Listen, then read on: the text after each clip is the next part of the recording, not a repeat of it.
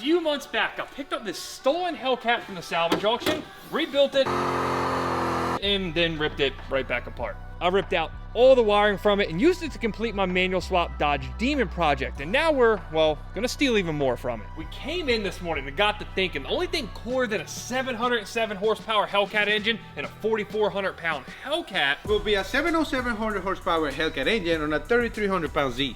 I mean, he already has the Super 6 Dance Boy wheels. Now we just need a big, ignorant engine. 3 times the horsepower. It is literally 3 times the horsepower. The math checks out there. The basic idea here is we're going to take the engine out of the Hellcat and try to make it to the transmission that's already in the 350Z. That way we only have to worry about the logistics around swapping an engine and not doing a complete driveline refit. And of course, we're not doing it just for fun, right? No. She's not sounding too hot these days. The whole point being here is that one could, I suppose, argue that a Hellcat engine swap is practical. Practical? Practical or not, I'm positive there's 100 problems we're gonna run into, most of which will probably be caused by the fact that that engine is massive compared to this one, but I suppose there's only one way to find out.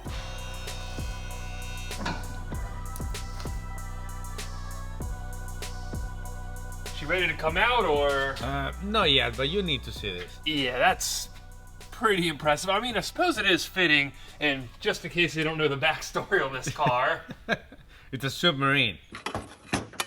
Yeah, the license plate checks out. When he bought this car, it was flooded up to the top of the doors. And while a lot of it's been restored, the engine, the trans, and obviously most of the shifter linkage is still original, and it is crunchy. It's nice Florida saltwater corrosion. Now in this build, there is a lot of stuff we're hoping to reuse, like the transmission. One thing we're not gonna be able to repurpose though, is Borla exhaust. Don't get me wrong, the Borla is a really nice exhaust if you're making like 200 or 300 horsepower. Fortunately, you're out of that club now. Like 100%. And what you said you're gonna do is run 2 like Joe Dirt open headers, right? No more. Of course. For reference, the stock exhaust on the Hellcat is a dual 2 3/4. I think what we'll ultimately do on this one, assuming the open headers I just pitched get tiring after the first 15 minutes, is run a true dual 3-inch. After all, we have 2 holes to fill. Why not fill them?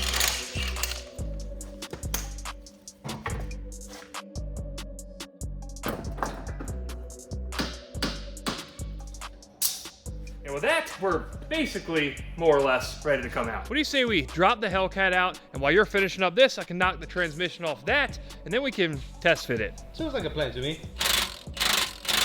Stand it.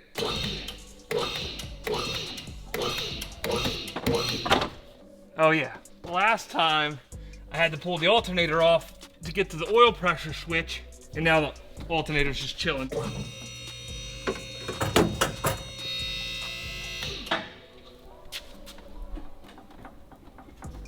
Alright, we're Gucci's not going anywhere. I was a little scared about that. There we go. Now we just gotta get the trans off it, and we can start to get an idea what we're gonna be working with here. Eh, good enough.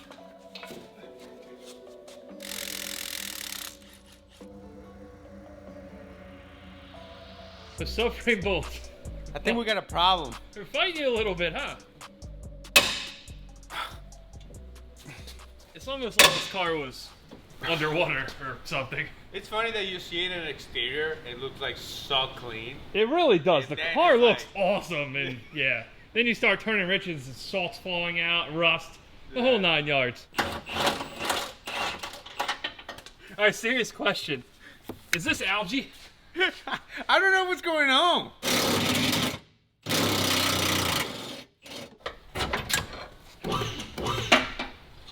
All right, what's hung up now? Don't go down yet. I think it's just the bolts are just unplugged. Steering shaft? Got it.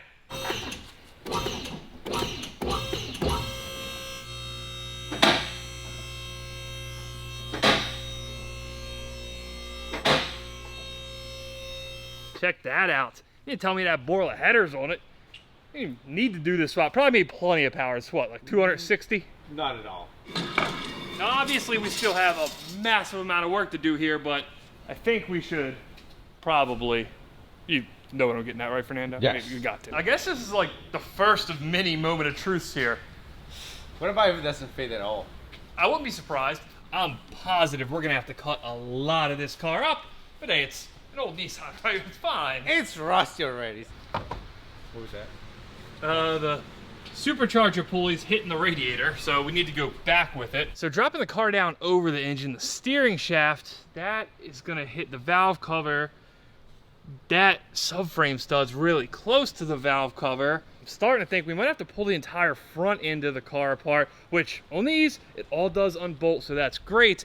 That might be the way we have to get this engine in there. I don't think it's gonna go in like this, and it's certainly not gonna be easy. But hey, it's in, sort of. Congrats on the swap.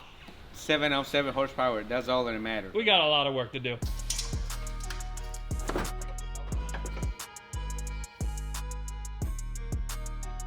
Ready for round two? I think I am. You think? Or you know? It feels like we need to make a lot of cuts. Hit in the header. Already? Yep, both sides. All right, well, to be fair, we kind of knew the stock header wasn't gonna work, right? Yeah, exactly.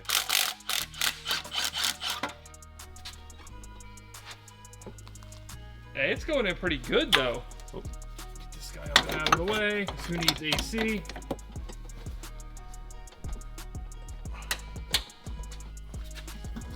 Oh. Do you hear that? I heard it. I don't know what it was, but I heard it. All right, so that's about as far as we got, right? We're looking pretty good. Pretty good. So I guess, like, logistically, it does fit in the engine bay. That's something. As it sits right now, I guess this is about where your radiator fans come in, so that's probably not gonna work. We are gonna have to move this a lot further backwards. Definitely gonna have to hack out this false firewall. It's just thin sheet metal. You can cut out pretty much all of it, and that'll give us a lot more room to move this thing back. You ready to hack this gem up? He's gonna be a little bit disappointed that I have to cut a solar orange shell, but it's pretty good. At least it's a salvage title, right? Floated. Salvage title, salvage flood. Yeah, same difference, right? I get that you're trying to like spruce it up, be like, it's not salvage, it's flooded. I mean,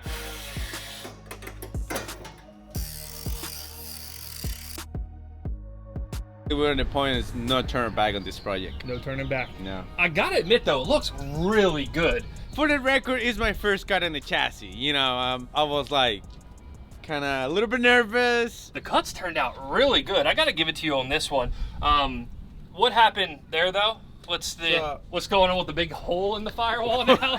I know you had to cut the lip off. That all looks good. It's clean, it's nice, and then there's the big hole. The valve cover on the passenger side hits the firewall a little bit. So far, I crossing my fingers, that's the only major cut that we have to do to the chassis. And now that you got the cutting done, I guess this is where the fun really starts, right? Exactly. Busting open new parts, is spending a ton of money. Look at the finish. I like that. Yeah, you're just ignoring the whole money part, right? You know, you're just trying to block that part out like it never happened. It's just like, I don't want to think about it. I think that's how we all justify that. If you don't think about it, it doesn't count. Is your credit card company thinking about it?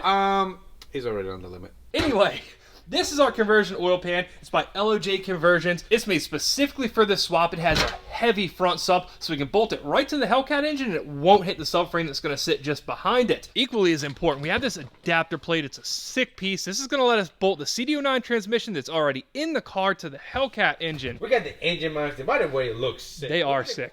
So I've done a lot of engine swaps back in the day, and the swap mounts were never this nice. They always look like some dude made them in his backyard. This actually looks like a really nice piece. So let me show you the shifter. Look at this quality. So Feel it. also a really nice piece, but I was a little confused why we needed this. I think I've figured it out though. It looks like our adapter plate's gonna space the transmission back, I don't know, a half inch, maybe closer to an inch. We have this trans cross member as well, which I didn't think we were gonna need, but it's slotted, I believe, to let us move it back even further. That explains this. We need a shorter shifter. That, plus the cutting, I think, handles the swap part of this whole deal. Now we gotta talk about the power part. More money. The most expensive part, right? Yes. Yeah, so Holley Dominator ECU. It's the same ECU that I'm gonna be running on my truck. It's a sick setup. And then there's this guy, the 10% bigger crank pulley for 10% more boost. Is that how that works? So that's gonna be louder. I'm not quite sure that's how that works. But while Fernando's yanking off all his old junk to make way for the shiny new parts, let's take just a second to talk about the sponsor of today's video. Spoiler alert, it's one that's gonna help a lot of you guys out.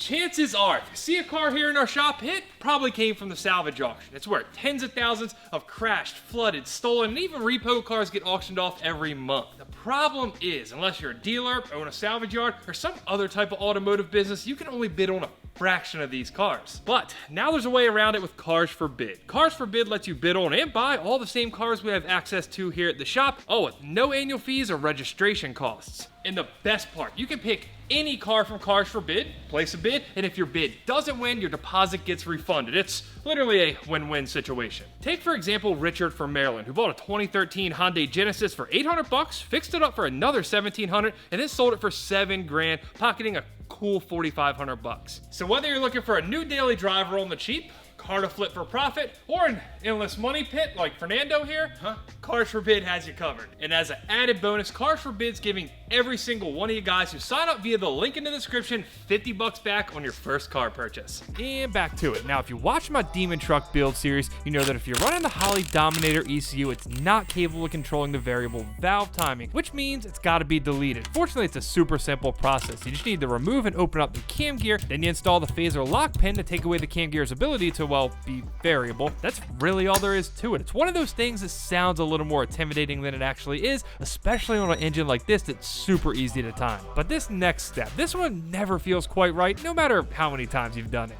Why? The first time that I have to do this, it has to be on a $10,000 engine and not a $100,000. What better time than the present? Wait, so you want to do it on a $100,000 engine? Not at all. When you put an ATI balancer on these, you want to drill and pin the crank as well. So Fernando, you're up.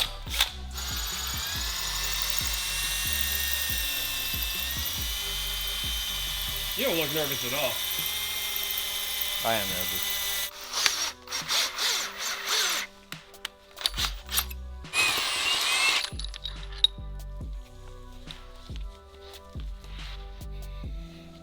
We did some damage. Good damage. This is the right kind of damage. Are you sure? Let's see. This is the right kind of damage. Oh yeah, that looks like a nice clean hole. Success. Much success. See, you were scared for nothing. Well, it was a lot. Hold honestly. your hand out right now.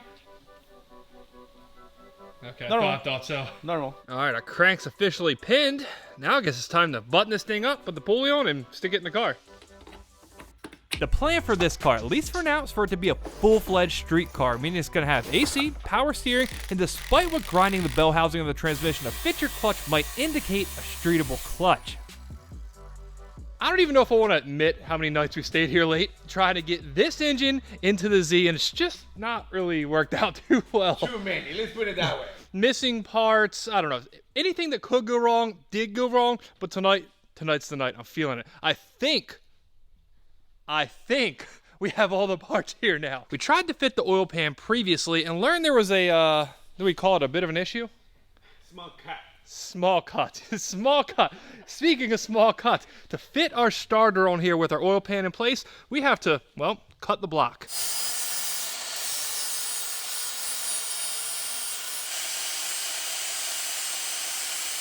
All right, it kind of looks like you know what you're doing there, almost.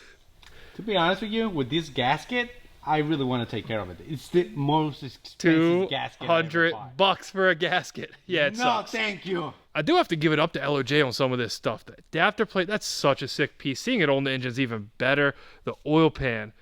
Now, I guess the only question here is, and probably haven't tested this part, does the starter actually fit? Now that I cut the block, 100%. You know, I don't know what I was thinking putting this engine right here. I thought it was, oh yeah, it's going to be way comfortable, and it's not. Hold on. You saw these engines. You saw me work on these engines. And somehow you thought this was going to be an easy swap? What's that old saying? If the motor's easy to fit, it ain't shit. That's how it goes? Yeah, that's the old saying. Yep. I never heard of it. Yes, it's a legit thing, okay. Trust me. It's a tight fit down there, but hey, it does clear. And yeah, we will have to pull it back off when we put the transmission on, but at least we know it fits. All right, so we are completely figuring this out as we go. Our swap flywheel, it has a pilot bearing in it. It's part of, I don't know, I guess how it converts a Hellcat engine to a 350Z transmission. That does mean, though, that we got to get this factory pilot bearing out of there because this won't seat unless we do. Now we get this slick adapter flywheel on here. So this is the new prototype clutch we're going to task with holding all this newfound power. We sent our flywheel down to the guys at Mantic. They took some measurements, built us a clutch, and a couple days later, it was back. They said, and I quote, "We're trying some new things, put it through hell, try to break it, and let us know what fails." Well, we're going to do that, right, Fernando? We are going to do that. No problem. Say no more. There we go. You look like if you know what you're doing. I don't. Okay. Trust me. Everybody looks like they know what they're doing when they have a torque wrench in their hand. All right, now it's the real moment of truth here. Are you nervous? We got the adapter flywheel, we got the adapter clutch, but we don't know that it adapts for sure yet. Hopefully. And I think we're gonna need it. Yes, it's supposed to adapt. Oh, it adapts. Dude. It adapts. If you guys have ever fought with a transmission, putting it onto a engine, getting it through the, pressure plate, getting it through the clutch disc, this was not that. This was cake. As much as we fine-tuned, double, triple, quadruple checked everything about this transmission swap, the one thing we haven't been able to answer, and no one's really been able to give us a good answer to, is if we were able to use a stock throwout bearing. The diameter of the throwout bearing, that's right, we measured that, but we weren't sure about the throw. But now that we got it assembled, we can stick the old borescope in here, and I don't know much, but it looks right to me, which means if I'm not mistaken, it's time. Is it? It's time. Finally? Finally.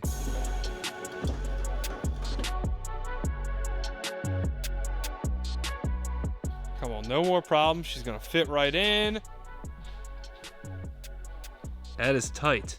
Tight, but it works, right? Keep going, we're gonna keep going. Oh, like a glove. Check that out. Like a glove. Alright, I'm hitting something now. These lines. Oh, that's gotta go. We don't need that anymore. That's a stock what? A stock Fuel either line? fuel line? We don't need that. We're not running stock fuel lines. Adios.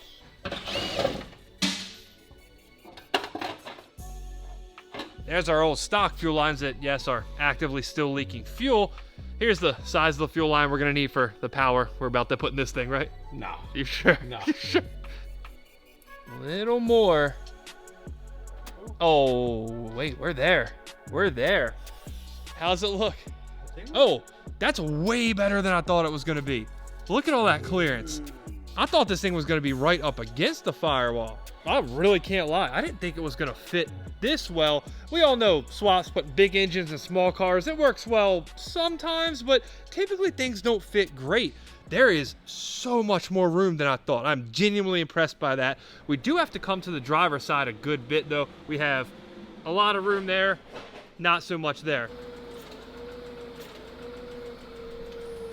Needs to go a little more, I think.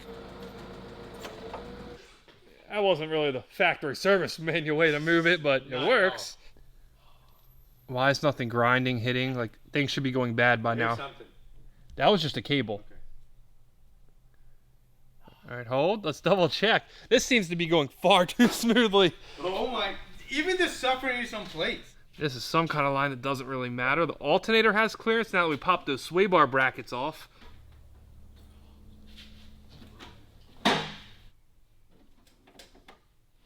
We're there. We are there. All the way around this thing. It is as clear can get. There is so much room. Well, so much room for having a big giant V8 in here. The back, plenty of room there. Driver's side, more than enough there. The only spot we have one little bit of contact is this lip that's left on the false firewall Fernando cut off, hitting our back coil pack just a little bit. A little more? Right there.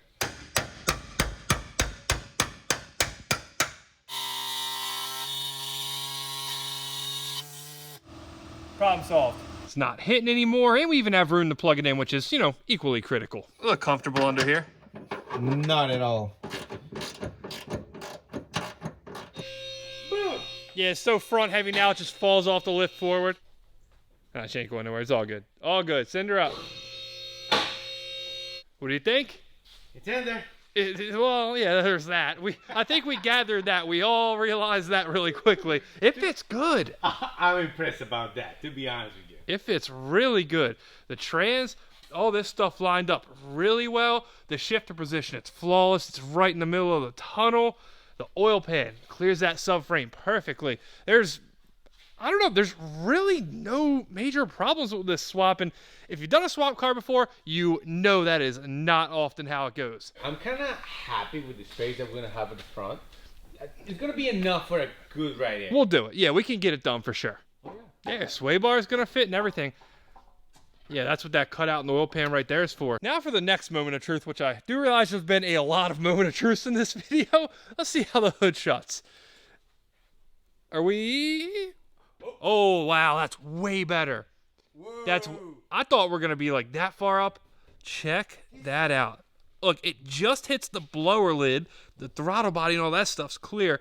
It is just hitting right there, which means... that I can put spacers over there like the JDM. No. To accomplish what we need to do with spacers on the back of the hood, they're going to have to be like that tall. Nah.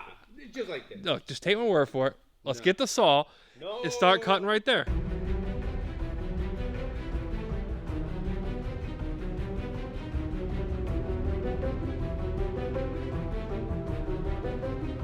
Did you forget something? I love how there's something like brake fluid dripping into a cup back there. It's not how you're supposed to use the hammer, I'm pretty positive.